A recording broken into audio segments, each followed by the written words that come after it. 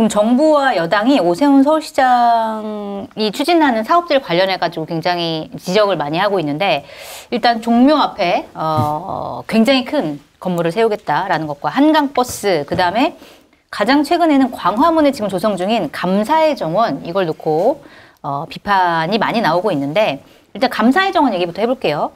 이 6.25 참전 22개국과 한국을 상징하는 총 23개의 조형물을 설치하는 프로젝트. 이거 석재를 뭐 총 모양으로 깎는다 이렇게 얘기를 하는데 세종대왕 앞에 받들어 총 모양의 조형물을 설치하는 게 맞냐 이런 비판이 나오거든요. 이거 좀 어떻게 평가하고 계세요? 이제 그게 저도 그 사진하고 자료 이걸 계속 찾아봤는데 네. 이 받들어 총을 상징하는 거라고 이제 아마 설명을 처음에 해서 그런 것 같은데 네. 뭔가 이렇게 위쪽을 향해서 쭉 23개가 이렇게 뻗어 올라가는 네. 이런 모양새입니다. 그런데 장관님 군대 생활 해보셨으니까 알겠지만 받들어 총이라는 게 이제 경례거든요. 총을 든 상태에서 경례를 하는 걸 이제 자세 나오나요? 네. 받들어 총 이런 거고 이제 총이 딱 서요 똑바로 네. 일종의 경례 자세죠. 그래서 이 한국 전쟁 때 참전한 22개 나라에 대한 그 감사했던 또 그때 많은 분들이 돌아가셨기 때문에 어떤 그 위령, 네. 또 이런 의미를 담았다 이런 건데 이제 좀 이상하죠. 거기 저 세종 그 위치가 또 세종대왕하고 세종문화회관 그 사이쯤 돼요. 네. 아니, 세종문화회관은 지극히 문미를 사랑하셔서 그렇죠. 한글도 창제하시고 이런 분이고 회관 이름도 세종문화회관인데 그 네. 사이에다가 전쟁 상징하는 걸 거기다 왜 하지? 용산에 전쟁 기념관 있잖아요. 거기다 했으면 딱 맞는 건데 이 조형물을 그래서 좀 실제 서울 시민들 여론도 좀 별로 이건 안 좋은 것 같아요. 다른데 세운 뭐 사지구 개발 그건 뭐 어차피 재개발이 필요하니까 찬성하는 사람들도 많은데 광화문 항공장에 광장 한 가운데다가 무슨 뭐 총을 상징하는 네. 뭔가 안 맞는 거죠. 뭐 여론조사 해보셨는지 모르겠는데 어디 제가 언론에서 본 몇 개 여론조사에는 반대 여론이 좀 더 훨씬 많은 걸로 나타나고 네. 있는 것 같고요. 그래서 이거 오세훈 시장이 하는 건 뭐가 잘 안 돼요. 이것도 안 될 것 같다 네. 이렇게 저는 생각합니다. 오히려 추진하면 더 지지율 떨어질 수도 있는 뭐 그런 상황일 수도 있을 것 같습니다. 어떻게 보세요? 그러니까 왜 지금일까? 왜 내년 지금? 지방선거. 그렇죠. 네. 그래서 그러니까 저는 그 받들어 총이 아까 말씀하셨던 대로 경례 하는 거잖아요. 그 취지는 뭐 참전국처럼 보수 유권자들에게 네. 바치는 봉사라는 느낌이 사실은 드는 그러니까 지금 네. 보수 쪽 지금 뭐 이렇게 확장성 이런 개념들이 지금 아니기 때문에 지금 오세훈 시장이 하고 있는 모든 정책들은 타겟이 분명하거든요. 네. 경제적 이익 부분들, 욕망에 되게 충실한 부분들이 하나가 가고 있고 네. 여기에 지금 이제 이념적인 부분들을 또 플러스를 하고 있는 거지 않습니까? 그래서 이 서울시장 현직으로서의 그 시민들의 세금을 가지고 네. 야 이렇게 큰 선거 퍼포먼스를 하려고 하다니 물론 한두 가지가 아니지만은 네. 그런 의미에다 세종대왕께서 좋아하시겠습니까? 그걸 보면서 그러게 말입니다. 앞에서 네. 기가 막힐 겁니다 아마. 네. 그래서 이 좀 오버한다. 근데 저는 오버도 오버하지만 이걸 좀 자꾸 이렇게 한 번 정도 지적을 하고. 그리고 나서 시민들 여론조사하고 하면 이게 진행하기 간단치는 않을 겁니다. 이게 시민사회에서 좀 들고 일어날 거니까. 네. 근데 그 두 가지인데 한 가지는 오세훈 시장이 보수 쪽 그리고 이게 자기 지지 기반들에 대해서 명확한 타겟을 주는 거 하나 하고 오세훈이냐 아니냐라는 전선을 만들기 위한 좀 시끄러운 노이즈 마케팅까지 포함이 되어 있는 것 같거든요. 지금요. 근데 지금 그 부분에 너무 여과 없이 저는 민주당이 대응을 하는 것 같아서 약간 네. 좀 우려됩니다. 지금 대한민국의 지방선거판에 서울시장 선거에 오세훈밖에 없어 보이는 그러네요. 이거 자체가 가지고 있는 위험성이 있거든요. 지금 네. 공덕부처만 해도 오세훈 서울시장에 대해서 다루고 있으니까. 그렇죠. 네. 코끼리는 생각하지 마 네. 하는데 코끼리가 떠오르잖아요. 맞습니다. 그러니까 오세훈 저거 문제 있어 하는데 오세훈만 남잖아요. 그런 효과를 노린 것도 있을 겁니다. 네. 근데 어쨌든 이게 좀 비틀거리는 건 맞아요. 왜냐하면 이제 오세훈이 뭘 상징해요? 이분이 정치자금법 개정, 이른바 오세훈법. 네. 그리고 나름 뭐라고 그럴까 합리적 보수, 개혁적 보수 뭐 이런 이미지요. 보수지만 깨끗하고 젊고 지금은 젊지도 않죠. 지금 나이가 많은데 처음에 등장할 때는 굉장히 젊은 사람이었어요. 국회의원을 한 게 아마 2000년, 2004년 그때 했을 겁니다. 뭐 그랬던 그런데 이제 나중에 지금 서울시장은 몇 번째 하고 있는 거죠? 한 네 번째쯤 하는데 이 슬로건이 약자와의 동행이에요. 근데 이거는 그 전에 저희가 쌓았던 이미지 합리적 보수, 개혁적 보수 이거하고 맞는 겁니다. 보수지만 약자와 동행해야 된다. 이건 맞는데 이분이 이제 이거 갖고 이제 보수 쪽에서 좀 말을 들은 거예요. 아니 그 좀 강하지 않은 것 같다. 너무 약하다. 이렇게 하니까 그럼 이제 우익 보강 차원에서 부족한 부분을 좀 보충한다는 의미로. 그렇죠. 그러니까 확실히 이제 구칙이 뭐 혹시 이분들이 삐지지 않을까 해서 뭐 태극기 엄청나게 높은 거 하려다가 그것도 안 됐죠. 결국 여론의 반대가 네, 맞아요. 네. 광화문 광장에 뭐 100m 높이 계속 이제 오른쪽 행보를 하는 거예요. 그러니까 이게 비유하자면 왼쪽 깜빡이 켜고 오른쪽 우회전을 자꾸 하고 있는. 그러니까 그럼 이 차가 어디로 가야 돼요? 이게 참 그 바라보는 사람들은 참 아슬아슬한 거고. 그러니까 지금 약간 우왕좌왕하는 뭐 결과적으로 물론 이제 노이즈 마케팅 효과는 있겠습니다만 이걸 좀 냉정하게 분석을 하면 썩 그렇게 그 동의하기 어려운 부분이 많다 이렇게 생각합니다. 그리고 뭐 이제 강한 이미지 이런 것도 있지만 일단 뭐랄까 랜드마크, 상징물 이런 것들을 만드는 걸 되게 좋아하는 것 같아요. 예를 들어서 2006년부터 2010년까지 뭐 한강 르네상스 사업하면서 세빛 둥둥섬 뭐 이거 했었고 그다음에 한강 택시 전에는 수상 택시도 했었죠. 그리고 뭐 이번에 한강버스 하죠. 그다음에 지금 마포구 평화의 공원에 대관람차 서울링 한다고 하죠. 그다음에 용산에서도 뭘 한다고 그러죠. 광화문 광장에 아까 말씀하신 것처럼 100m짜리 태극기 설치하려다가 접었죠. 그다음에 광화문 광장에 다시 뭐 감사의 정원 설치한다고 하죠. 이런 식으로 뭔가 아주 큰 조형물 같은 거, 큰 상징적인 것들을 이렇게 거기에 좀 집착하는 모습인데 이거는 좀 왜 그럴까요? 사실 서울시 정도 규모나 세계적 위상을 보면 랜드마크가 필요하죠. 그러니까 그리고 어떤 도시가 됐든 간에 그 도시를 상징하는 자긍심을 줄 수 있는 거는 필요한데 주로 랜드마크를 하면 세 가지지 않습니까?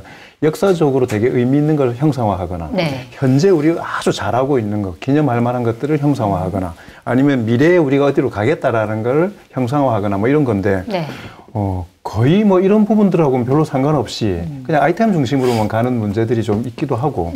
근데 정치인들은 랜드마크 그런 그 자기를 표상할 수 있는 상징물에 대한 유혹이 언제든지 있습니다. 그래요. 그게 영원히 남는다고 생각하는 있죠. 건가요? 그리고 그게 뭐냐면 그게 자신을 투영하는 거잖아요. 선거 딱 당선되고 나면 그 다음에 보통의 정치인들은 다음 당선을 생각하는 거지 않습니까? 그럼 그간에 사람들이 자기를 잊지 않고 기억하고 싶어하는 욕망들이 있는 거죠. 그게 노골적으로 표출이 되든 아니든 간에. 그리고 뭐 건설이나 이런 쪽으로 자꾸 가는 게 눈에 보이는 가시적인 것들이니까. 그래서 그걸 잘 억누르지 못하면 패망하는 거죠. 근데 지금 너무 아이템 자체들이 좀 너무 구태하고. 아니 저는 제가 마포구민인데 평화의 공원을 굉장히 자주 가거든요. 너무 아름다워요. 자연도 아름답고 잘 꾸며놨는데 거기에 서울링이라고 하는 대관람차를 설치한다는 사실을 알자마자 너무 걱정스럽고 너무 분노스럽더라고요. 너무 망칠 것 같아요. 그 아름다운 경관을. 사실 자기 돈이면 그렇게 쓰겠습니까? 저는 이게 국민 돈 가지고 그냥 자기 자리 보존하려고 이게 예뻐 보이는 것들을 만드는 거잖아요. 그리고 그걸 만드는 과정까지의 여론 수렴의 과정이나 공론화를 만들어내고 찬반 의견들을 듣는 이런 과정들이 수렴이 돼야 되는데 너무 뜬금없기도 하고 전체적으로. 그래서 좀 유권자들을 너무 좀 쉽게 본다. 게다가 서울 시민들을 너무 쉽게 보고 있구나 이런 생각이 듭니다. 근데 이제 일종의 그 토론을 위한 반대 의견이 이런 게 있을 수 있습니다. 이를테면 서울에 특히 강북에 있는 분들은 박탈감이 심해요. 강남에 비해서. 또 실제로 강북에 오래된 건물들이 굉장히 많습니다. 수십 년 전에 지은 건물 그런데 지금도 그냥 있고 재개발에 대한 욕구들이 있어요. 그리고 이제 재개발을 하면 땅값이 올라가죠. 그 소유권이 있는 사람들, 뭐 이런 사람들은 집값 올라가고 뭐 이런 게 제일 중요합니다. 일종의 욕망의 정치인데 그걸 이제 오세훈 시장이 그 포인트는 좀 아는 것 같아요. 그래서 뭔가를 하는 거고. 종묘 옆에 그 건물 높이를 갖고 쟁점이 붙어 놓는데 민주당 쪽에서는 아니 그 서울시에서 조례로 그걸 왜 140m까지 올리냐. 네. 그 원래대로 그냥 하면 되지. 이렇게 얘기를 했는데 이걸 이제 서울시 오세훈 시장하고 참모들은 되치기를 해가지고 저거 봐라. 민주당은 저 생태, 환경 얘기하면서 재개발하지 말라고 한다. 이렇게 몰아붙이는 거예요. 개발을 하긴 하되 높이만 조정하라고 한 건데 그걸 이제 다르게 얘기를 하는 거군요. 그런 거죠. 역공에 어느 정도 성공을 해요. 그래서 서울 시민들 중에 뭐 보수 성향 또 뭐 일부 중도 성향 유권자들도 민주당은 뭐 저긴 맨 그 뭐 환경 생태 이런 얘기만 하지 우리 실제로 좀 잘 먹고 잘 사는 데는 별 관심이 없는 것 같아. 이런 비난들을 좀 한다고 그래요. 그래서 민주당의 서울 지역구 의원들이 이제 그런 걱정을 좀 하는 그런 측면이 있고요. 네. 그 사람 속으로 들어가서 생각해보는 걸 뭐라고 그러죠? 그 빙의? 빙의 또는 내재적 접근? 뭐 등등. 내재적 접근이 맞았구나. 아니, 제가 한번 오 시장이 왜 이럴까 이제 한번 생각을 해봤어요. 근데 대략 알겠더라고요. 아, 그래요? 이게 이제 이분이 고려대 나왔는데. 또 여기 성한영 선배께서 잘 아시는 어느 학교 출신인지도 나왔습니다. 우리 제작진 중에 고대 나온 분 안 계시는 거. 이게 바로 앞에 고려대 출신으로서 서울시장을 한 사람이 이명박입니다. 이분이 청계천 고가도로를 철거했죠. 네. 그래서 지금 청계천에 그때 논란이 많았는데 또 지금 김민석 국무총리가 반대했죠. 근데 결과적으로 성공을 한 겁니다. 거기에 바람길이 생겼고 서울 시민들의 굉장히 중요한 휴식 공간이 된 거예요. 산책도 많이 하고 그런 겁니다. 그다음에 또 서울시 대중교통 체계 개편. 지금 버스하고 뭐 환승 시스템을 이명박 서울시장 때 한 겁니다. 그 두 가지. 청계천 고가 철거, 그다음에 대중교통 시스템 전용차로 혁신. 이거 두 가지를 가지고 2002년부터 2006년까지 서울시장을 하고 2007년에 대통령이 된 거예요. 네. 압승을 했습니다. 물론 민주당이 두 번 한 다음이었기 때문에 그렇기도 하지만 이명박이라는 사람이 그때 높이 평가를 받은 데는 서울시장으로서의 업적이 있기 때문에 그걸 이제 따라하고 있는 겁니다. 뭐 내 바로 앞에 시장이기도 하고 또 이걸 너무나 잘 본 거예요. 오세훈 시장이 국회의원을 한 게 2000년부터 2004년까지입니다. 그래서 이제 이렇게 하면서 2002년부터 서울시장을 이명박 시장이 하면서 어떻게 했는지를 이렇게 보고 나도 저렇게 하면 성공할 수 있겠구나. 나도 저렇게 하면 대통령이 될 수 있겠구나. 이렇게 생각하는 겁니다. 그래서 지금 하는 모든 게 오세훈 대권 프로젝트. 라고 보시면 돼요. 그런데 착각이 너무 이것저것 찔러보는 것 같아요. 근데 너무 많은 거라고. 그 부분입니다. 그러니까 집중해서 한두 개로 승부를 봐야 되는데 너무 여러 개를 펼쳤고 그것도 하다 말다 좀 이러고 있고 이게 또 잘 보셔야 되는 게 이명박 대통령 서울시장 때 한 거는 그거 사실은 소프트웨어 혁명이에요. 그러니까 청계 고가를 철거했다는 그 하드웨어도 중요하지만 그 상인들, 이해관계가 걸린 상인들을 다 설득을 해서 딴 데로 보냈습니다. 이게 보통 거가 아니에요. 나중에 국제사회에서 상도 받고 그랬는데 그 리더십 때문에 상을 받은 거지 고가 철거했다고 상 준 게 아닙니다. 그런데 오세훈 시장이 좀 착각하는 것 같아요. 자꾸 무슨 뭐 랜드마크, 조형물 이런 아니 그 옛날에 이명박이라는 사람도 소프트웨어로 성공을 한 셈인데 지금 여기서 시대 안 맞게 하드웨어로 승부를 하려고 하는지 그러네요. 납득하기가 어려워요. 이거를 오세훈 시장이 봐야 되는데 소프트웨어로 승부하는. 그리고 게다가 이게 뭐 보수 진보 쪽으로 꼭 따질 건 아닌데 사람들이 오랫도록 기억하는 정치인들은 아이템으로 승부하는 사람들이 아니고 철학적인 기조들을 가지고 기억에 남잖아요. 예를 들어서 DJ, 평화, 누구도 사실은 부인을 못하잖아요. 노무현 대통령, 동서화합, 지역감염 극복. 그렇죠. 그다음에 박정희 대통령 같은 경우에 사실은 산업화, 개발 뭐 이런 부분들이 딱 있잖아요.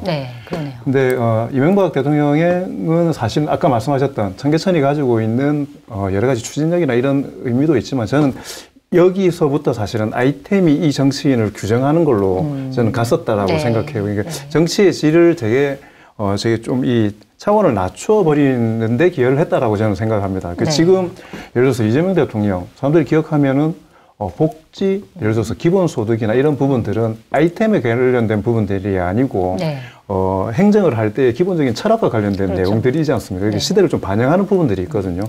오세훈 시장이 만약에 이런 걸 바란다면 그런 부분들에 대한 좀 기반을 가지고 있는 상징으로서 나와야 되는데 네. 상징 자체가 목적이 돼버리기 때문에 그러네요. 지금 그러니까 오세이돈입니까? 이런 것만 남잖아요. 아니 아까 말씀하신 것처럼 그 약자와의 동행 그걸로 철학을 이제 밀어붙이면 그렇죠. 좋았을 텐데. 그래서 그 부분은 그치? 제가 볼 때는 국민의힘을 약자로 생각하는 거죠. 뭐. 그래서 그런가요? 지금 그분들과 네. 그 지지하시는 분들, 뭐 지지자분들은 저는 다르게 볼 수 있지만 지금 어쨌든 포커스를 그쪽으로 맞춰가지고 그분들하고 동행을 하려고 지금 계속 노력하고 있는 거지 않습니까? 근데 김과의 동행. 어쨌든 좀 유력한 보수 쪽에서 지금 현재 유력한 권력의 핵심으로 가 있는 사람의 수준과 질이 대한민국 정치의 한 축에 또 이게 질을 보여주는 건데 네.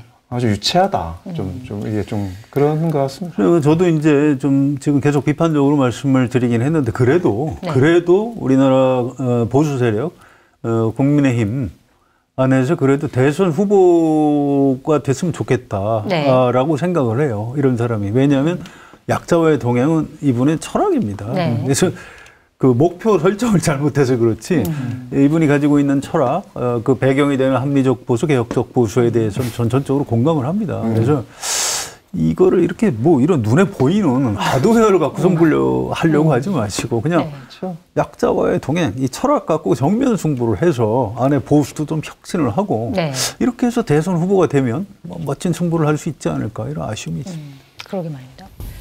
그 중에 하나는 한강버스 얘기도 좀 해봐야 될 것 같은데 검증된 상품을 인터넷 최저가보다 저렴하게 판매하고 있는 마케타니 쇼핑몰에서 100% 국내산 햅쌀로 만든 쫄깃한 가래떡에 앙금이 듬뿍 들어있는 앙금떡을 소개합니다.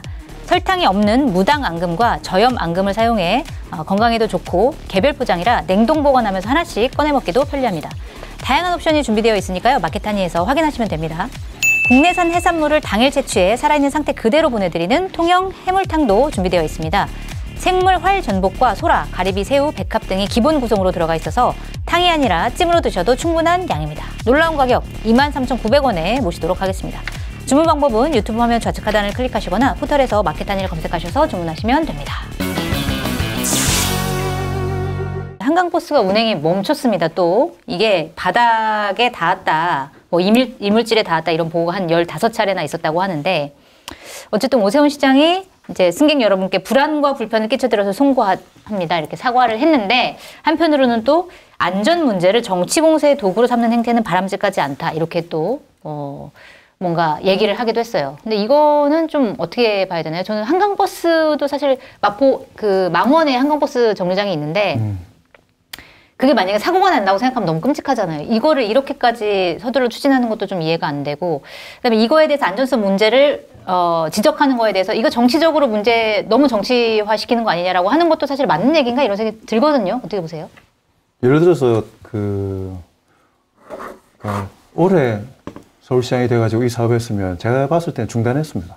이 한강버스. 이 무리한 사업을 어떻게 할 수 있겠습니까? 근데 지금은 내년에 선거가 있기 때문에 중단도 못 하는 거예요. 지금 이걸 중단함과 동시에 그게 가장 큰 선거 기간 내내 약점이 될 건데. 그러니까 지금은 공격받는 그런 뭐 피해자 코스프레를 하면서 억지로라도 끌고 가지 않고는 그러니까 저는 이 부분에 대해서 안 되는 걸 자꾸 다른 걸로 덮으려고 다른 걸 자꾸 퍼뜨리는 것 같기도 하고 한강버스나 이런 게 저는 말도 안 된다고 생각하지만 성공적인 만약에 아이템이었다라면 되게 이 사람한테 또 상징적인 게 되는 거잖아요.